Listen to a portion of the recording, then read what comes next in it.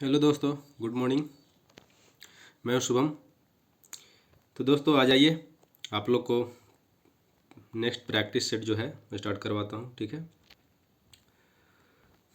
जैसा कि देखिए 182 क्वेश्चन तक करवा चुका था। अब आइए 183। ये कहता है छात्रों में मौखिक अभिव्यक्ति को कैसे विकसित किया जा सकता है। वाद विवाद द्वारा, या फिर प्रश्न पूछकर, या नाटक द्वारा, या फिर परिचर्चा चर्चा या परिचर्चा द्वारा। तो छात्रों में जो मौखिक अभिव्यक्ति को विकसित किया जाता है वो आप कर सकते हैं चर्चा परिचर्चा द्वारा। ठीक है, टैगोर, रविंद्रनाथ टैगोर के अनुसार शिक्षा कैसी होनी चाहिए था? अनुभव केंद्रित, विषय केंद्रित, या फिर नौकरी केंद्रित, या फिर इनमें से कोई नहीं। तो आपका सही आंसर हो जाएगा अनुभव केंद्रित। नेक्स्ट आइए, एक अध्यापक के समकक्ष सर्वाधिक महत्वपूर्ण चुनौती है क्या? प्रश्न पत्र तैयार करना, या फिर शिक्षण अधिगम प्रक्रिया को रुचिकर बनाना, या फिर कक्षा में अनुशासन बनाए रखना, या छात्रों को तैयार करना कि वे अपना गृह कार्य करें। तो जो सही आंसर हो जाएगा इसका, वो हो जाएगा शिक्षण अधिगम प्रक्रिया को रुचि बनाना। क्या हो जाएगा?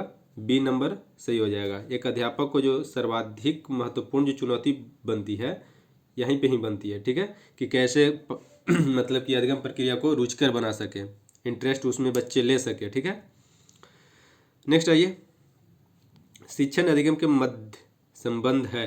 शिक्षण अधिगम के मध्य संबंध है। शिक्षण सुदेश्य प्रक्रिया है जो अपेक्षित अधिगम तक पहुंचाती है। शिक्षण अधिगम दोनों के योग से प्रभावित शिक्षा का विकास होता है, या फिर शिक्षण सिद्धांतों के विकास में अधिगम सिद्धांतों का अत्यधिक महत्व है, या उपयुक्त में से सभी।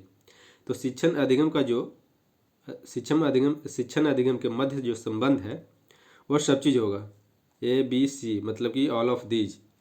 ऑप्शन नंबर डी जो होगा सही आंसर हो जाएगा। नेक्स्ट आइए, कौन सा भारतीय संस्कृति का तत्व नहीं है? प्रभावशीलता, आध्यात्मिकता, या फिर अनेकता में एकता, या फिर समन्वयशीलता। तो भारतीय संस्कृति का जो तत्व नहीं है वो आपका प्रभावशीलता नहीं है, बाकी सब चीज़ है। आध्यात्मिकता भी है, अनेकता में एकता भी है, और समन्वयशीलता भी है। ठीक है, तो सही आंसर आपका हो जाएगा प्रभावशीलता, ए। कहता है नेक्स्ट क्वेश्चन में, आदर्शवाद को मुख्य शिक्षण विधि कौन सी है? आदर्शवाद की मुख्य शिक्षण विधि कौन सी है? क्रिया विधि, अनुभव विधि, या फिर प्रश्नोत्तर और वाद विवाद विधि, या फिर प्रोजेक्ट विधि। तो आदर्शवाद की जो प्रमुख शिक्षण विधि है वो आपका हो जाएगा ऑप्शन नंबर सी, प्रश्नोत्तर व वाद विवाद विधि। ठीक है, नेक्स्ट क्वेश्चन है ये, अध्यापक प्रशिक्षण संस्थानों को कौन सी संस्था मानता है? अध्यापक जो प्रशिक्षण संस्थानों को कौन सी संस्था मानता है?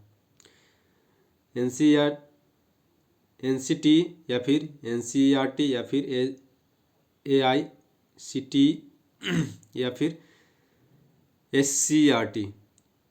तो अध्यापक प्रशिक्षण जिसको बोल सकते हैं बीएड या डीएलएड जो होता है, या सॉरी बीएड जो होता है, वो क्या कौन सी संस्था मान्यता प्रदान करता है? तो ये आपको प्रदान करता है एनसीटी।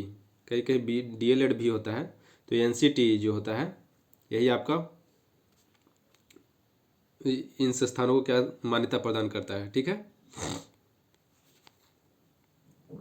नेक्स्ट क्वेश्चन है ये, वर्तमान समय में शिक्षा और सूचना हेतु सर्वाधिक सशक्त माध्यम है। वर्तमान समय में शिक्षा का सूचना हेतु सर्वाधिक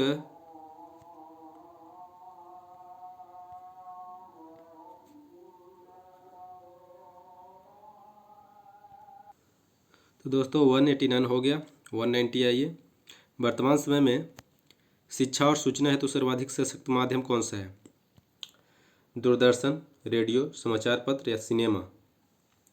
तो वर्तमान समय में शिक्षा और सूचना हेतु सर्वाधिक सशक्त माध्यम जो है वो क्या है? तो आपका समाचार पत्र है। ठीक है, नेक्स्ट क्वेश्चन है ये, बिहार में शिक्षा में नवाचार संबंधित है। शिक्षा में नवाचार संबंधित है शिक्षण प्रशिक्षण से, या फिर पाठ्य पुस्तक से, अध्यापक से, या शिक्षण में नवीन प्रयोगों से। तो शिक्षा में जो नवाचार संबंधित है ये आपका शिक्षण में नवीन प्रयोगों से है। नेक्स्ट आइए, विद्यार्थी मुख्यतः प्रभावित होते हैं शिक्षा के व्यक्तित्व से, विषय वस्तु के स्वामित्व से, या फिर प्रधानाचार्य के साथ उसके संपर्क से या छात्रों की मदद करने से। तो विद्यार्थी मुख्यतः प्रभावित जो होते हैं ये शिक्षक के व्यक्तित्व से, मतलब कि शिक्षक के पर्सनालिटी से। ठीक है। नेक्स्ट, प्राथमिक विद्यालय के छात्र मुख्य रूप से पढ़ना चाहते हैं समाचार पत्र, उपन्यास, नाटक, कहानियाँ। तो प्राथमिक विद्यालय के जो 1 to 5 जो होता है कक्षा, उनके जो छात्र होते हैं वो कहानियाँ पढ़ना ज़्यादा पसंद करेंगे। ठीक है, क्योंकि अभी वो बच्चे हैं। नेक्स्ट आइए, प्राथमिक अध्यापक के लिए किसका अध्ययन सर्वाधिक महत्वपूर्ण है? प्राथमिक अध्यापक के लिए किसका अध्ययन सर्वाधिक महत्वपूर्ण है? तो इसका सही आंसर हो जाएगा बाल मनोविज्ञान। नेक्स्ट आइए, एक बच्चे की शिक्षा नर्सरी कक्षा से शुरू होकर जीवन पर्यंत होती है, कक्षा प्रथम से शुरू होकर जीवन पर्यंत चलती है, जन्म से जीवन पर्यंत होती है, कक्षा प्रथम से शुरू होकर विद्यालय पढ़ने तक होती है। तो एक बच्चे की जो शिक्षा होती है वो क्या होता है, जन्म से, जैसा ही जन्म लिया उसके बाद तक मरते दम तक क्या होता है, वो शिक्षा सीखते ही रहता है कुछ ना कुछ। इसीलिए इसका सही आंसर हो जाएगा जन्म से जीवन पर्यंत, लाइफ टाइम तक। ठीक है। हमारे देश में वैदिक काल में कौन सी शिक्षा पद्धति प्रचलित थी? तो सही आंसर हो जाएगा गुरुकुल शिक्षा पद्धति जो होता था पहले। एक पेड़ के नीचे क्या था, आराम से बहुत सारा बच्चों को बैठा दिया गया और यहाँ पे जो टीचर हैं वो अपना प्रवचन सुना रहे हैं, शिक्षा दे रहे हैं। तो ऐसे होता था। ठीक। नेक्स्ट आइए, शिक्षक दिवस किसका जन्मदिन है? मतलब शिक्षक दिवस किस लिए मनाया जाता है, किनके जन्मदिन पर? तो डॉक्टर राधा सर्वपल्ली कृष्णन। तो आंसर हो जाएगा आपका बी। नेक्स्ट आइए, त्रिभाषा सूत्र से अभिप्राय है। त्रिभाषा सूत्र से अभिप्राय क्या है? स्कूल स्तर पर 3 भाषाओं का शिक्षण दिया जाए, प्रत्येक अध्यापक 3 भाषाओं में पढ़ाया जाए, सरकारी कामकाज 3 भाषाओं में किया जाए, या फिर परीक्षा 3 भाषाओं में आयोजित किया जाए।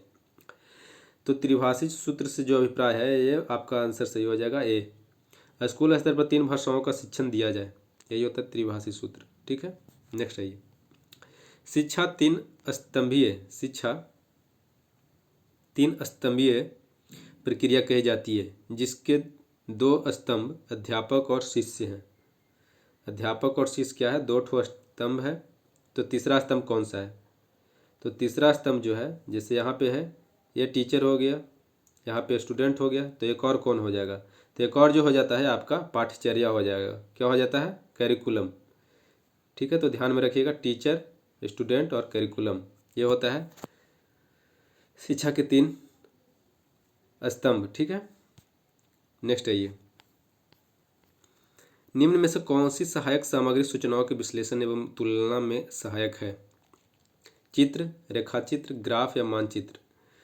तो यहाँ पे बोल रहा है कि कौन सी सहायक सामग्री सूचनाओं के विश्लेषण एवं तुलना में सहायक है। तो ये आपका सही आंसर हो जाएगा ग्राफ। नेक्स्ट, सबसे अच्छा अध्यापक या संप्रेषक वह है जो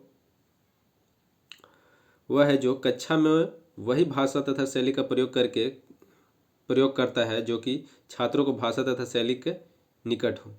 दूसरा कह रहा है समस्या समाधान के लिए तर्क का प्रयोग करता है। और तीसरा कह रहा है कि उपयुक्त दोनों। चौथा में इनमें से कोई नहीं। तो इसका जो सही आंसर हो जाएगा, ए नंबर भी सही है और बी भी सही है। शिक्षक को उसी भाषा शैली में पढ़ाना चाहिए जिस भाषा शैली में क्या होना चाहिए, बच्चे, मतलब कि जिसके ज़्यादा नज़दीक हों। ठीक है, ये ना कि बच्चे, अगर मान के चलिए कि आपका हिंदी भाषी है और आप जाके संस्कृत में पढ़ा रहे हैं तो बच्चे को कुछ समझ नहीं आएगा, तो आप अच्छे टीचर में गिनती नहीं आएंगे। ठीक है, तो इसका सही आंसर हो जाएगा ऑप्शन नंबर सी, उपरोक्त दोनों। नेक्स्ट आइए, स्वामी विवेकानंद शिक्षक को शिक्षार्थी के लिए कैसा मानते थे? स्वामी विवेकानंद शिक्षक को शिक्षार्थी के लिए कैसा मानते थे? पथ प्रदर्शक, मित्र, दार्शनिक या उपरोक्त सभी? तो स्वामी विवेकानंद जो मानते थे ये सब चीज़ मानते थे कि वो पथ प्रदर्शक भी है, वक्त पड़ने पे मित्र भी बनता है और दार्शनिक भी होता है। नेक्स्ट आइए, नेक्स्ट क्या है, मूल्यांकन किस प्रकार से अध्यापक के लिए उपयोगी है? मूल्यांकन जो होता है इसका इंग्लिश में बोलते हैं इवैल्यूएशन। ठीक है, इवैल्यूएशन। तो इवैल्यूएशन जो है किस प्रकार से अध्यापक के लिए उपयोगी है? यह क्रिया अनुसंधानों के लिए नए रास्ते खोलता है, अध्यापक अपने छात्रों को विभिन्न श्रेणियों में वर्गीकृत कर सकता है। अध्यापक अपने छात्रों को तुरंत पुष्ट पोस्ट दे देता है, या फिर उपरोक्त सभी। तो मूल्यांकन जो होता है ओवरऑल होता है, मतलब कि आपका सही आंसर हो जाएगा उपरोक्त सभी। ठीक है। नेक्स्ट है सूक्ष्म शिक्षण व्यवहार में सुधार लाता है। सूक्ष्म शिक्षण व्यवहार में सुधार लाता है अभ्यास द्वारा, प्रेक्षण द्वारा, या फिर पुष्ट पोषण द्वारा, या उपरोक्त सभी। तो इसका सही आंसर हो जाएगा उपरोक्त सभी द्वारा। नेक्स्ट आइए, वस्तुनिष्ठ परीक्षण वे होते हैं जिनमें परीक्षार्थियों को बहुविकल्पीय प्रश्न दिए जाते हैं। परीक्षक की अपनी जो सोच होती है अंकों को प्रभावित नहीं करती है, या परीक्षार्थी 100% अंक ला सकता है, या उपरोक्त सभी। तो वस्तुनिष्ठ जो परीक्षण होता है, ऑब्जेक्टिव जिसको बोल सकते हैं, ऑब्जेक्टिव क्वेश्चन जो मिलता है, तो ये सब चीज़ में मतलब कि इसका सही आंसर हो जाएगा सही। बहुविकल्पीय प्रश्न जो कह सकते हैं कि जैसे ये जो चल रहा है इसको में 4 विकल्प दे दिया गया, तो ये बहुविकल्पीय क्वेश्चन ही हो गया। परीक्षक अपनी सोच अंकों को प्रभावित नहीं करती है। परीक्षार्थी 100% अंक ला सकते हैं। अगर सब सही हो गया तो आपका क्या 100% आ सकता है। ठीक है, तो इसका सही आंसर हो जाएगा उपरोक्त सभी। तो दोस्तों आज इतना ही, मिलते हैं फिर नेक्स्ट वीडियो में। अगर वीडियो अच्छा लगा होगा तो लाइक कीजिए, सब्सक्राइब कीजिए और अपने दोस्तों में शेयर करते रहिए। ठीक है, मिलते हैं फिर नेक्स्ट वीडियो में, तब तक के लिए धन्यवाद।